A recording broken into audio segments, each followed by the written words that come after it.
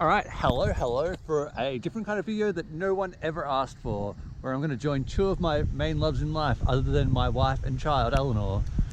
I'm going to join trail running and Unit 3 economics revision. No one wanted this, but I'm going to do it anyway. The weather seems atrocious, so let's see how this goes. We're going to run most of the trails. We're going to go up Spur, down to Hornells Dam, then we're going to go up Long Point, come back via Link 1. While I'm on the ascents, which are going to be long and grindy, I'm going to try and recap some concepts from Unit 3 Echo. So let's see how this goes.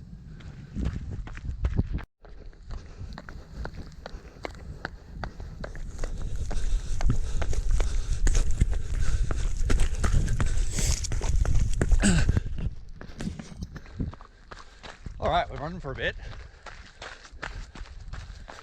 The first thing we need to talk about for economics is relative scarcity, which is the basic economic problem. So that we have unlimited needs and wants, but limited resources to satisfy them. So that means we have to allocate our resources in a way that best maximizes living standards. It also means every choice we make has an opportunity cost. Back soon. All right, we're 1K in. Let's talk about living standards. There are two types of living standards: material and non-material. Material is all about the physical things that you have: money, wealth, assets, a house, car, PS5. Whereas non-material is all about the non-tangible aspects that improve your quality of life. For instance, running outside in nature improves my non-material living standards. See you soon. All right, it's almost time to talk about some efficiency. And cutting through the water, oddly, isn't one. There are four types of efficiency in Unit 3 and 4 economics: allocative, technical or productive, dynamic, and intertemporal. Right now, I want to talk to you about dynamic and intertemporal efficiency. Originally, in my plan for today, we're going to go up here, which is Link 1. We're going to go up here, down Link 2, and then to Spur. It was going to add 3 to 4K and about 300 extra meters of elevation to our trip. But my needs and wants changed. I saw the weather for the day and thought, you know what? Maybe I'll get home for lunch sooner, have a nice warm lunch, have a shower, get some washing on, and things could be better. That's being dynamically efficient because I'm changing to match the changing needs and wants of society. In this case, I'm society. How about intertemporal efficiency? By not doing that, I'm sustaining some resources for myself for future. So it means I might be able to push a little bit harder on the way back and be more intertemporally efficient because I've got more resources left over in my body in terms of energy. So that'd be great. Then, technically efficient, we want to get the maximum output from the least possible input. With that, see in my pack here, I've got 2 hydration flasks. The deal with these is that they are full of electrolytes, carbohydrates, etc. And that means that I'm only carrying 1 litre of water with me, but I can get the maximum output from that. And allocatively efficient being the maximum or the best combination of goods and services produced to maximize society's living standards. Well, if I get to do all this, I'm going to be very, very happy, and that will maximize my living standards. See you soon when we're at Spur. This trail's pretty nice, so just kind of getting some atmospheric footage. Look at this, guys. Single track is the best. And right now you're probably all just hoping that I stack so you can laugh. But if I did that, why would I keep the footage? Because it's funny. All right, here we go. We have arrived at the start of Spur track. As you can see, it is our first ascent. It starts out pretty sketchy, especially when it's wet. Luckily, I have these VJ Max trail shoes, which, not an ad, wish it was an ad. They're expensive and really great. And this pair are almost worn out, but they have saved my life, probably legitimately saved my life more than a dozen times. As we're going up here, we might as well talk a little bit about sustainability in terms of our goal of strong and sustainable economic growth. So we want to grow at a rate of 3 to 3.5% per year, which is where the total value of all goods and services produced increases over that year. Why don't we want to grow more than that? Well, it's not sustainable. We have limited resources, as we talked about before, with relative scarcity, and therefore we need to balance between current use and use for future generations. So that is why we don't want to grow more than that 3.5%, especially over time, because we'll burn through our resources for future generations because issues like inflation, which we don't want, because that will have more negative impacts on the other domestic macroeconomic goals. All right, see you soon. Side trail running tip. This way to go hiking or trail running by yourself on the first time, because look how nothing this trail is. It's so easy to lose it if you don't know where you're going. But back to economics. So what's happening with GDP growth, which is how we measure economic growth in Australia? Well, during the pandemic last year, we had a period of time where annual GDP growth dropped to negative 6.3%, which is a fairly significant reduction in growth. It means the economy shrunk by 6.3%. Since then, we've recovered. We're sitting at around 1.8% annual growth, which is a significant improvement. And why has that happened? Well, to marry this up a little bit with Ares Day 3, China's recovery from COVID has involved wide-scale expansion, and therefore, through their increase of infrastructure projects, etc., they have wanted to produce a lot more steel, which means they've needed iron ore. Australia has one of the largest stocks of iron ore in the world. Therefore, China needs us. Even though China have instated trade barriers on barley, wine, cattle, beef, seafood, etc., hasn't had an overall impact because they've had so much demand for our iron ore.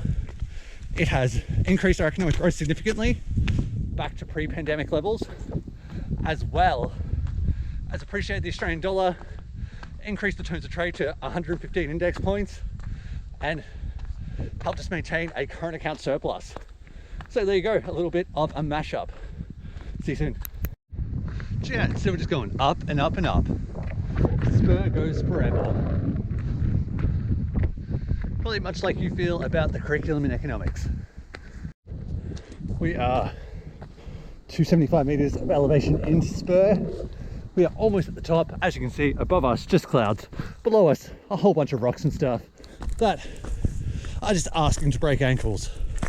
But never broken mine. They've almost broken my knee once when I tripped somewhere around here and just smashed my knee there.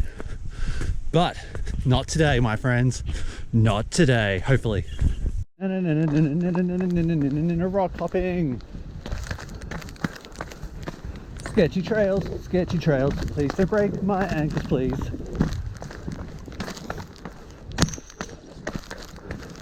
There we go.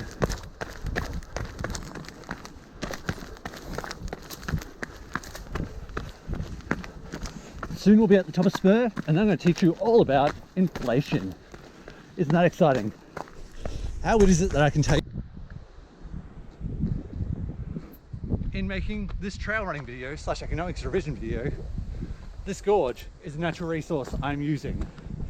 Labor resource are the skills and talents of people, aka me, the economics teacher doing this, or the actual idiot doing this.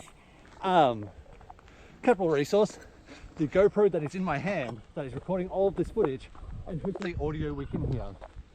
There are resources. Alright, we made it to the top of Spur. That means soon we're going to have a 2.3k straight downhill on fire track like this to the dam.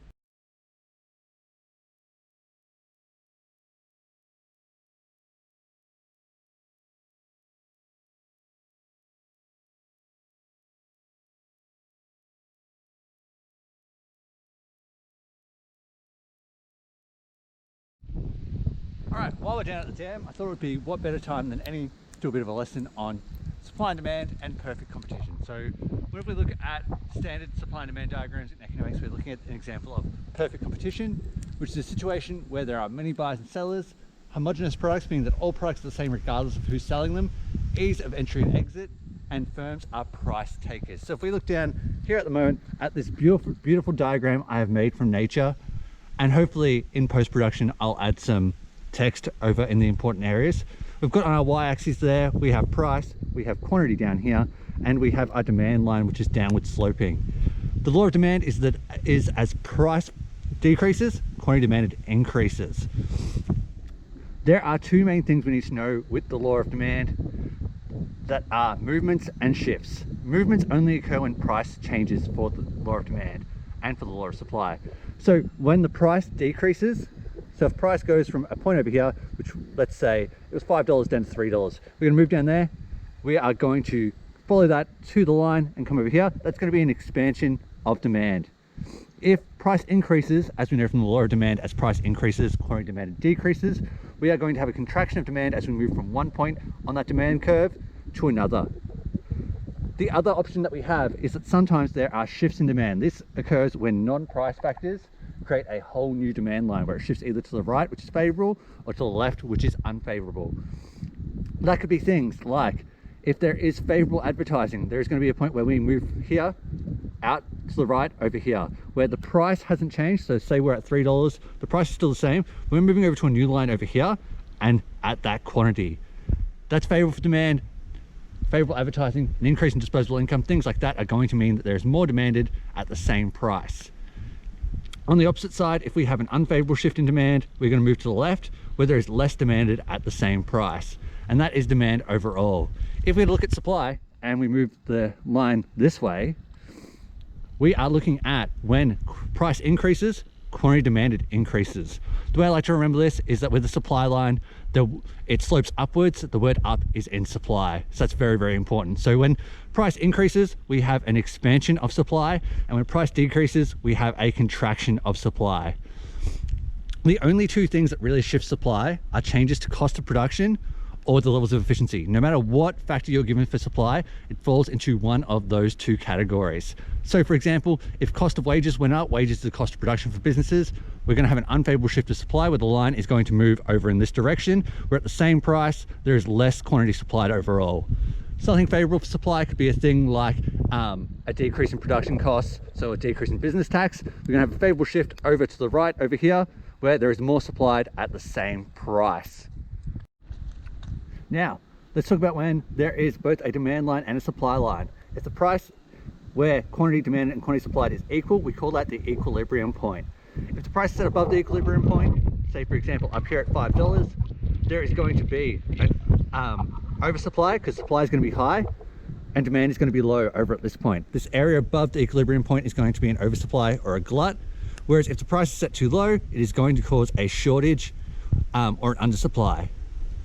Important things, when there is a favorable shift in demand, how new equilibrium is formed is that initially, in the short term, there's more demand at the same price. And that causes a shortage as we are now below the new equilibrium point, which drives up prices to reach a new equilibrium. All right, I better get running again. Hope you enjoyed this lesson of supply and demand in nature. Back to relating this run to economic growth and how we want it to be sustainable. To tenuously ham-fist an analogy in here, I'm trying to produce a run with the human body. The human body can only bring in about 100 calories per hour. That's all it can really process. Anything extra goes to waste. So I'm about an hour into this adventure at the moment.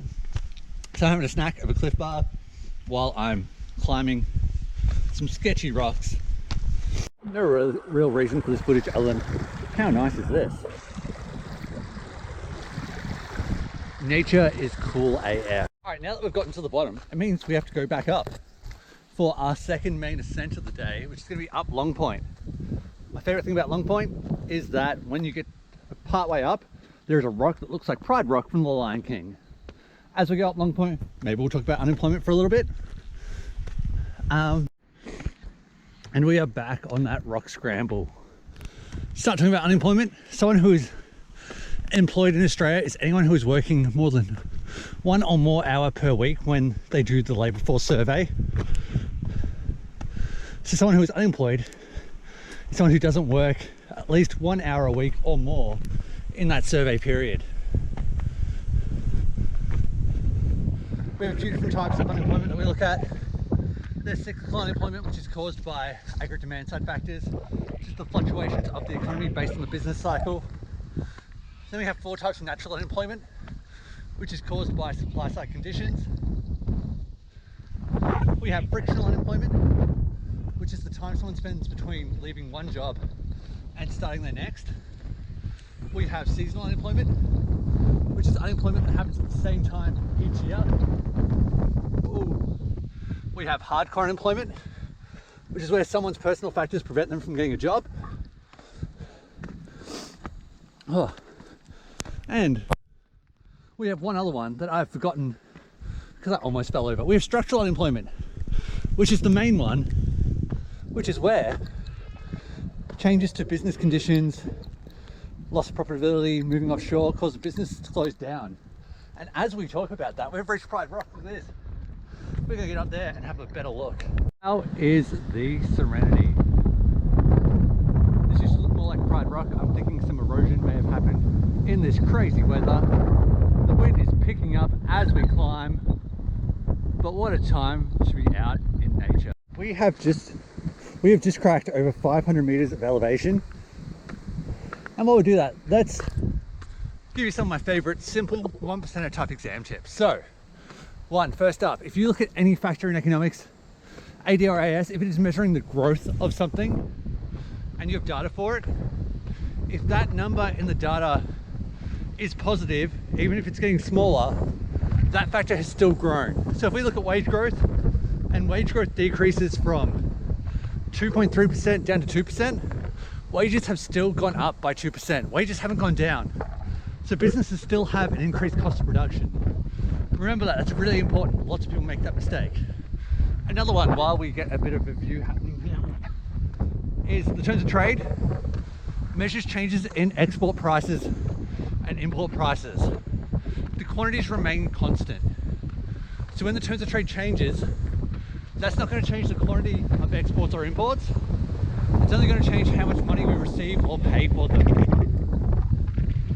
Another one with the terms of trade. If the terms of trade has a favorable improvement, it means that either the export price index improved and or the import price index decreased. It can be one, it can be both. If you only know one of them has changed, you can't make a conclusion overall. All right, see you soon. Once again, just a casual reminder, check out how just nothing these trails are. It's like mainly rocks. Hoot. I love it out here. We're now at the 630 meters of climbing. I want to tell you about one of my favorite topics, which I've covered on my blog. Are you reading my blog? You should read my blog, www.therunningeconomy.com/blog. But I want to talk about government failure, specifically how JobKeeper was a form of government failure, and even more specifically, why Gerry Harvey is a terrible person. You shouldn't shop with Harvey Norman because they pocketed $22 million in JobKeeper.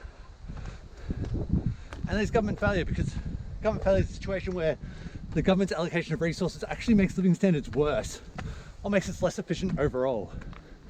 How it's government failure? Imagine all the other ways that 22 million could have been spent, especially through a pandemic. Welfare to needy people, subsidies to needy people, contact tracing, all those kind of things. Why Harvey Norman is terrible, don't shop with them. All right, we've made it to the top of Long Point.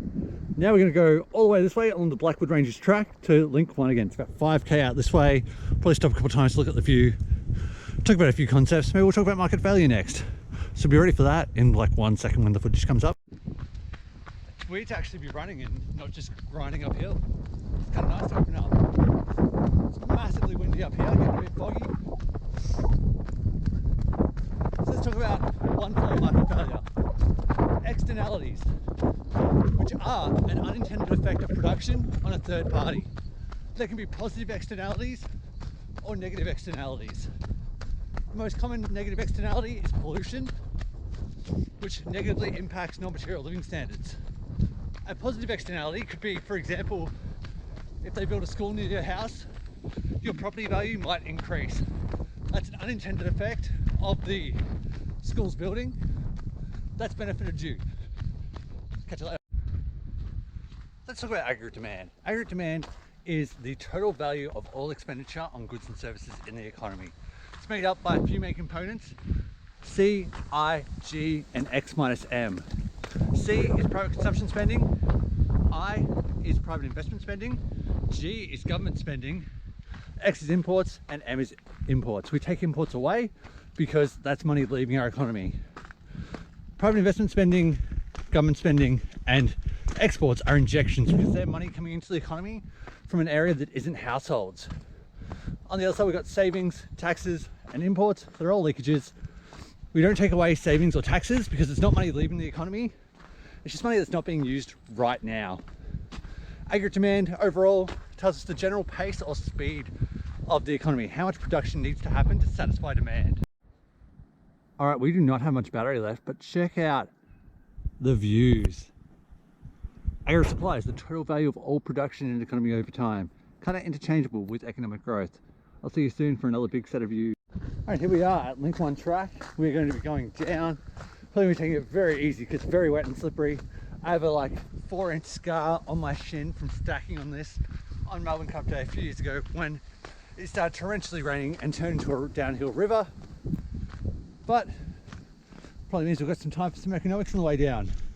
All right, after this, it's literally all downhill from here until we run along the flats towards the end. But I'm very much looking forward to a warm drink and something warm to eat. Let's talk about some of the ways unemployment's measured. We've got the unemployment rate, which is all the unemployed people over the labour force, which is employed plus unemployed. We've got the underemployed rate, which is people who are not working the amount they want to work. They might be working part-time or casually, not getting the hours that they'd like. We also have the participation rate, which is all the employed and unemployed people over the population over age 15. All right, let's go downhill. All right, as we go downhill, let's talk about elasticity of demand and supply. As you can see, we're going all the way down here. With elasticity, I like to think about it like throwing a ball into a net, like a spring net. You might have done in PE in the past. When you're throwing it, think of elasticity like how tight the springs in the net are. If the net is inelastic and you throw the ball at it, the ball being a price change, and it only bounces back a little bit, it's inelastic. The demand hasn't changed despite the price changing. If it's really elastic, you make that really tight. So things with demand like luxuries that you don't need right now, if the price changes, so you throw the ball, it's going to bounce back a whole lot and demand's going to increase by heaps. That's how elasticity works. For supply, same kind of deal. It's how much businesses are willing to increase their supply, or how much they're able to increase their supply when the price changes. So things like production time, if they're using their whole capacity. For example, things like fresh fruit and vegetables are inelastic in supply because it takes a long time to produce. If the price goes up a lot, you can't actually start supplying more. Whereas things like tinned goods, like baked beans, etc., you can have them stored in a warehouse and you can supply heaps more if the price goes up just a little bit. All right, now I'm going to go down this sketchy as downhill. All right, that's almost it as we are back at the dam. Going to make our way back to the car and then video will be over. So I hope this was useful to you. If you've made it all the way to this point, which if you have, I'm impressed. You're probably a crazy person, but I appreciate you sticking around. If you want to buy any of the resources on my website, www.therunningeconomy.com, use the code TRAILTIME and you can have 25% off. That will work as of the time this video is posted. Have a great day. At the end of this, we're going to be about 16.5K and 850 meters of elevation. If you like this, let me know. And I'll do it again because I like going out to nature and I can teach you about anything else to do with economics. See you next time. Have a wonderful day. Goodbye.